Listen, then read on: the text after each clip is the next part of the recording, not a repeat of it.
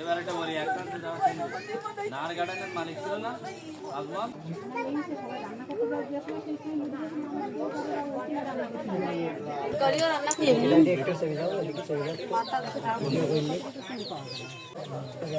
চুলার ভিতরে কিন্তু নিজের সন্তানকে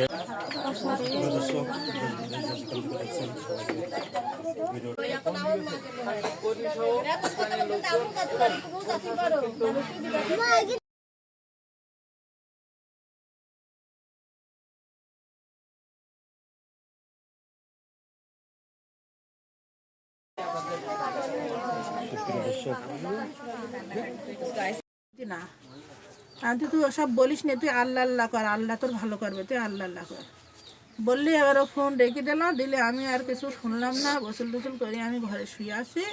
আমার পাশের থেকে 1টার পরে ফোন দিতেছে, তুমি এক্ষুনি বাড়ি এসো, তোমার শাশুড়ি মেরে ফেলাইছে, শান্তা ওর মেয়েও মেরে ফেলাইছে পুরাই, তুমি এক্ষুনি বাড়ি এসো। তাই শুনি আমি বাপের বাড়িতে এসে দেখি এই অবস্থা। ওর এ জায়গায় ডাক্তার কবিরাজ দেখাবো, ওর এ জায়গায় নিয়ে চলে আসে।